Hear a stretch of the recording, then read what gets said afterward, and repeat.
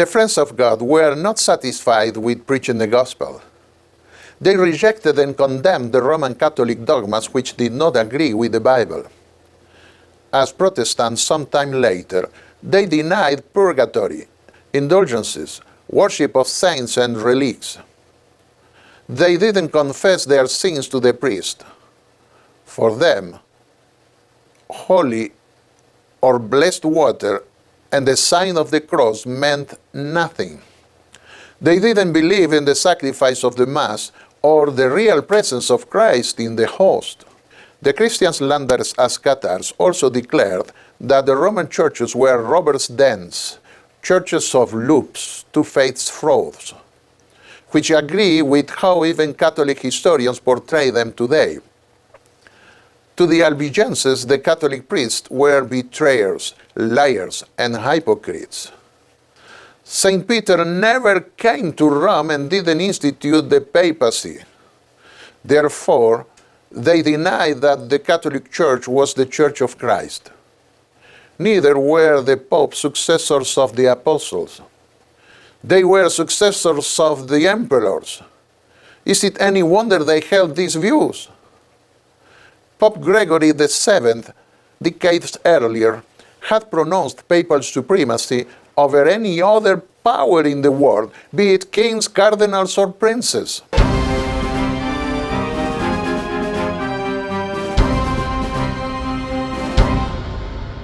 History confirms the testimony of the Friends of God. 3 years after the Albigenses met to unify their efforts and beliefs, Thomas Becket, the Archbishop of Canterbury, was murdered because he challenged the orders of King Henry II of England to subject the priests to judgment by the secular courts. Despite the opulent wealth of that archbishop, the Pope proclaimed him saint in 173. When Henry VIII approved the exhuming of the archbishop's grave in the 16th century, 5,000 ounces of gold were found. The wealth of the papacy was accompanied by the impressive pomp of archbishops and bishops everywhere. Innocent III amplified the papal ambition by pretending to rule over not only the universal church, but also the whole world. According to his own words, when he assumed the papal tiara, he became higher than man, but lower than God. In a sermon, he also stated arrogantly, "We are the successor of the Prince of the Apostles, but not his vicar, not vicar of any man or apostle, but vicar of Jesus Christ himself." The procession which accompanied him at his coronation continued in the tradition of those who gave the popes a standing ovation at their coronations, as they passed through the most significant historical places of Imperial Rome. Should we be amazed that the Cathars categorically denied the pretensions of the popes? Here were those claiming to be the successors of Peter and the vicar of Christ, launching the most infernal machinery of destruction known to that time in order to torture, dismember, mutilate, and burn them at the stake, fabricating any infamous excuse to justify their crimes. Or should we wonder, in this context of Roman depravation, that the Friends of God identified Rome with the bloody apocalyptic harlot? After being slandered for years as committing infanticide and kissing the rectum and genitals of cats, Arnold Hoth stood in front of Catholic theologians in 1207 and referred to the Roman Catholic Church as the mother of fornications and abominations of the land. The Roman Catholic Church is the church of the devil, and her doctrines are doctrines of demons. She is the Babylonia portrayed by the Apostle Jonas, drunk with the blood of the saints and martyrs of Jesus. Christ and the apostles never said the Mass. For them, the Pope was the Antichrist foretold in the Bible. The Albigenses also boldly denounced the violence and lack of Christianity of the inquisitors and papal prelates. Their writings, discovered in the 20th century, declare that Jesus Christ, the faithful Son of our Creator, did not teach those who follow his law to exterminate their enemies in this temporal world. On the contrary, he taught to do good, to forgive those who persecute them and slander them, to pray for them, to do them good, and never resist them through violence. Because such a belief is rooted in the Gospels, they were easy prey for the papal crusades against them. Modern pacifists feel a kindred spirit with these so wrongly called Cathars and emulate their noble and benign character.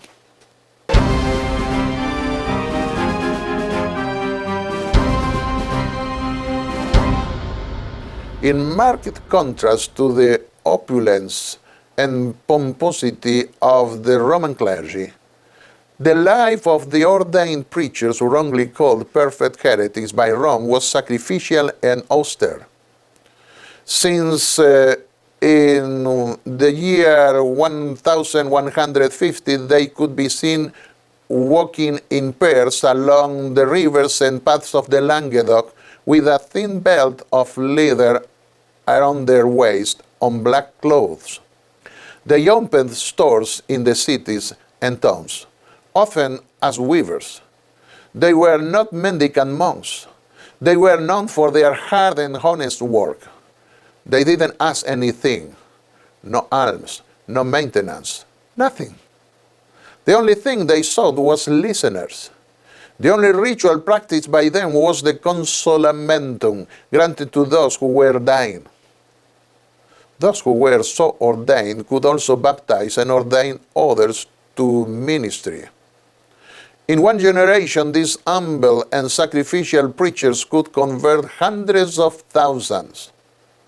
Though they were greatly represented throughout Europe, they were most strongly concentrated in the Languedoc.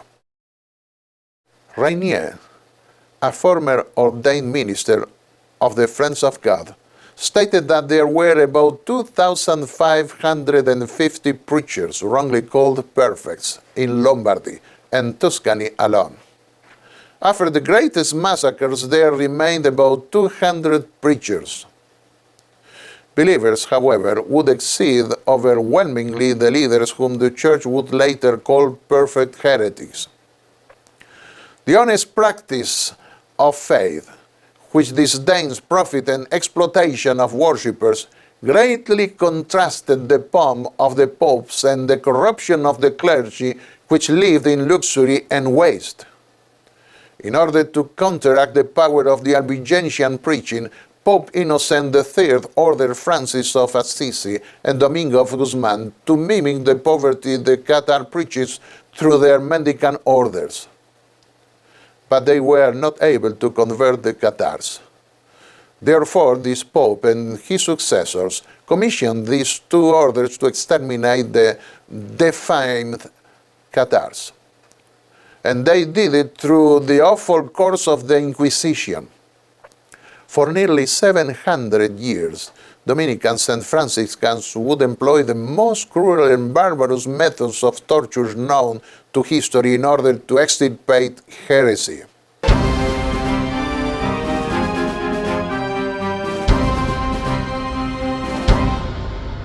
The Albigensian revolt was concentrated in Toulouse. The people of Toulouse rejected the decree of the Pope which made Simon of Montfort Lord of Toulouse and of the Languedoc. Despite the impressive number of preachers burned at the stake, and the decimated forces of the princes who defended them, the faith of the Friends of God increased.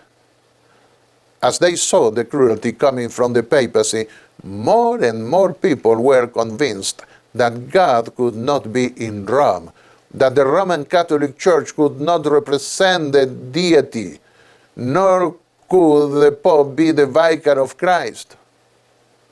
The good believers insisted with biblical confirmation that evil reigns in this world and will continue reigning until the coming of Christ. They considered themselves good believers, good men, friends of Jesus, etc. Their message was easy to accept in the context of such appalling ecclesiastic pride and violence. The son of Raymond of Toulouse returned to England to avoid being disinherited by the Pope and gathered all the principalities of the Languedoc. A new crusade, as those which came every year from the north, was called by the Pope in 1216. The principal goal was now Toulouse. The dwellers of that city knew that this would be a struggle to the death. But the nobles were betrayed by Bishop Fool, who persuaded them with promises and warranties to negotiate with the new count on a prairie outside the city. That very night, Simon of Montfort and Fulk harvested a large number of prisoners, violating without scruple the letter of safe conduct granted. Habituated to live in a country of honesty where one's word was kept, the princes of the Languedoc fell more than once under the deceitful and treacherous intrigues of the papacy, which amazes even historians today. Several times Simon of Montfort besieged Toulouse without success. Finally, his siege was reinforced by a crusade which came from the north. Simon required the crusaders to do as in Bessières, not to leave man or woman to flee alive from that populous city. But 9 months of siege could not break the will of the inhabitants of Toulouse. The 40 days enlistment with indulgences promised by the Pope to the Crusaders who had arrived later were expiring, and the Crusaders made plans to return without taking the city. Infuriated, Simon of Montfort attempted a last and decisive attack. But he risked too much.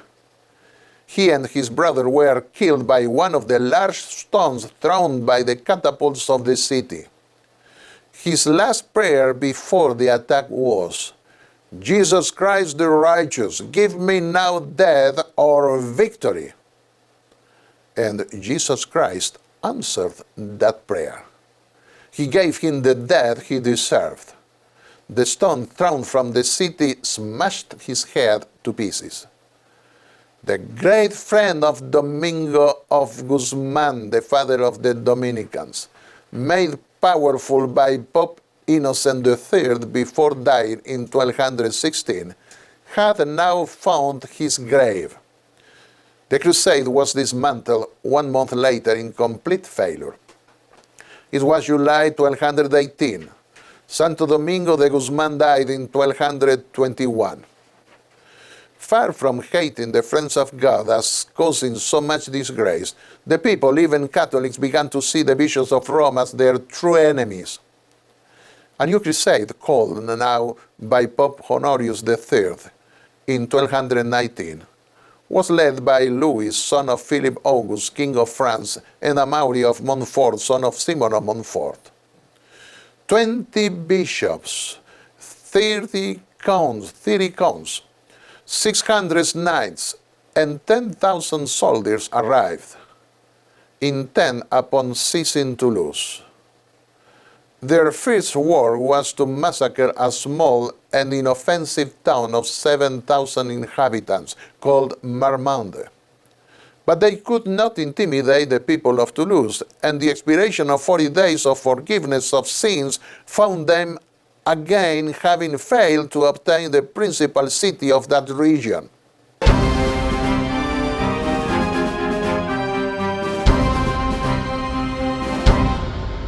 At last, united, the Cathar princes heroically resisted the papal crusades for about 10 years. All principes were recovering their territories and fortresses, and tolerance and freedom returned to the Languedoc. Amaury of Montfort, son of Simon, acknowledged his defeat in February of 1224 and capitulated on behalf of the King of France, who since that time had become the owner of all that region.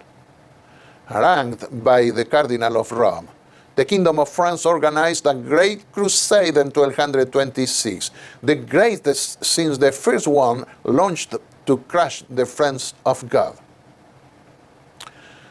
Avignon was not considered a heretic city by Rome.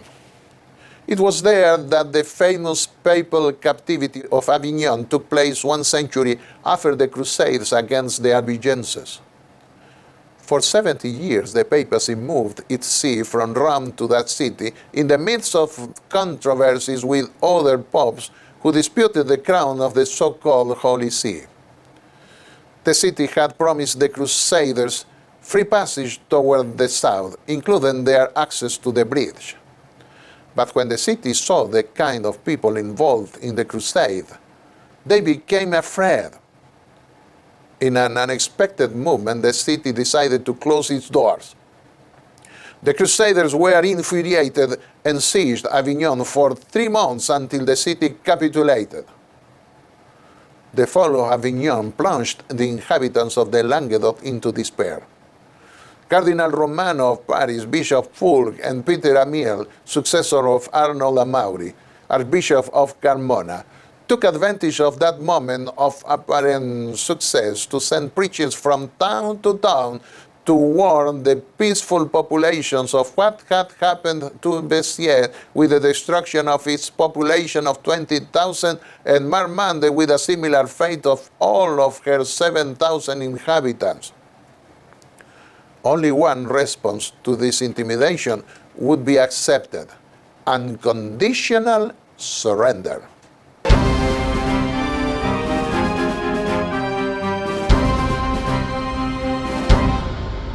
Raymond VII of Toulouse and Count Roger Bernard of Wax were, however, not intimidated.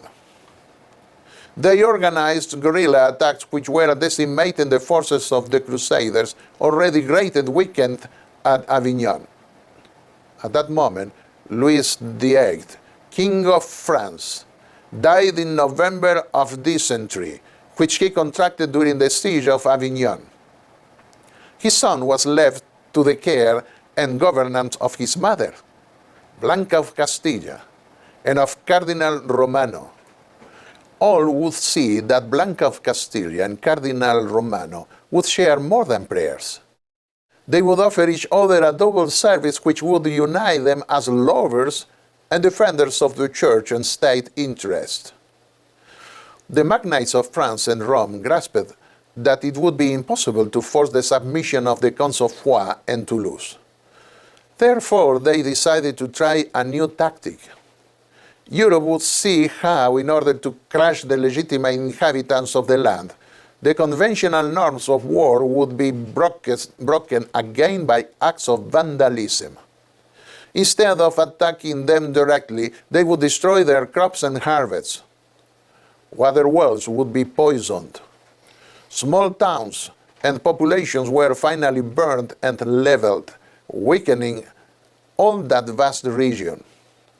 When the Albigensian counts came to protect the vandalized locations, the French Catholic troops fled to another location.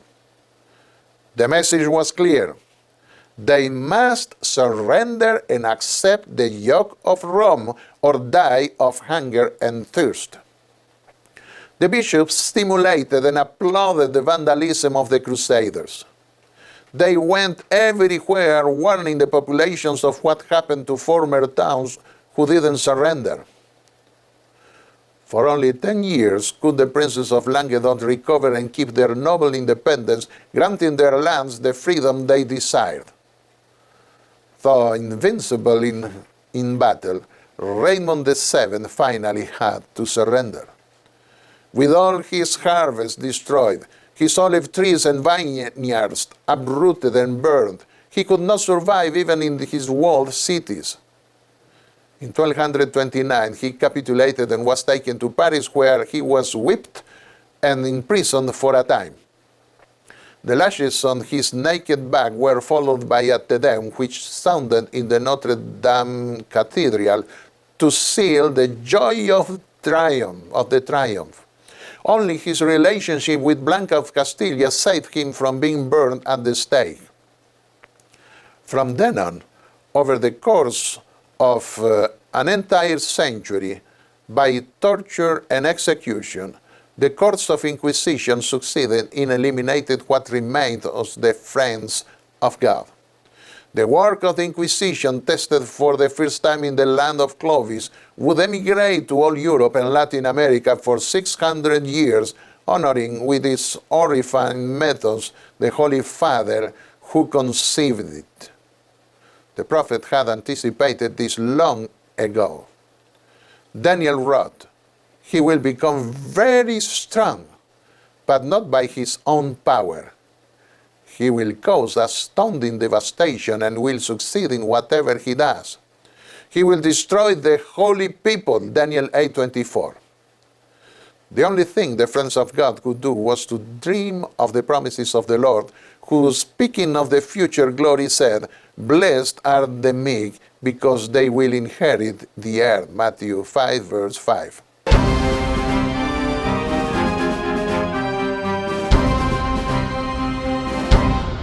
We can consider now the bloody transformation of the Languedoc. The fires of the stake were lit again for many years, erasing any vestige of faith which dared to oppose the papacy. Pope Gregory IX made the Inquisition an institution dependent exclusively on the papacy to avoid mercy in the lower Catholic episcopate. It was this pope who in 1233 repeated in his bull Vox in Rama the slanders against them which were called Cathars, that is, engagers in sexual orgies with felines. The inhabitants of southern France would watch in dismay how, by order of the popes, the corpses of the heretics would be unearthed, to be burned, as the priest yelled, "The one who does the same will suffer the same fate." Raymond VI, who died at the age of 66 in 1222 and had been excommunicated 3 times, was not permitted a public Christian burial. In 1280, Pope Nicholas III issued a bull requiring those who had given a Christian burial to people excommunicated by the Church to unearth the corpses with their own hands and bury them again, dishonoring the memory of heretics. Before that, in 1252, in the bull Ad Extirpanda, Pope Innocent IV decreed that the civil power must be subjected to the Holy Office, a term given to the courts of the Inquisition.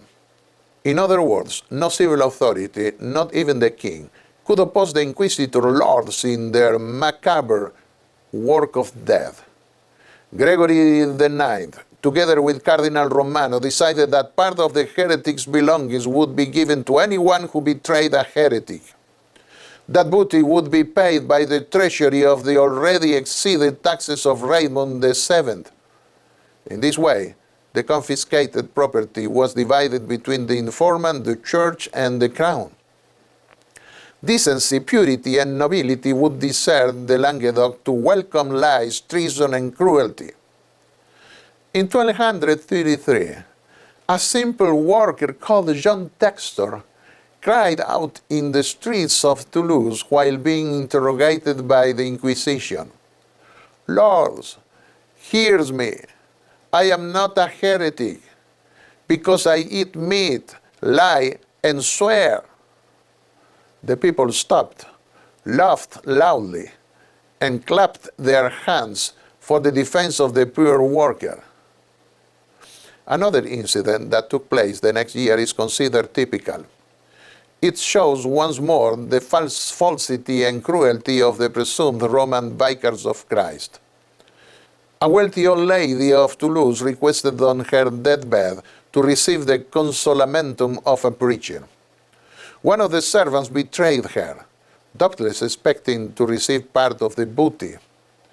He ran to the Dominican monastery and informed William Pelgison, the inquisitor of that order, who was eating a meal.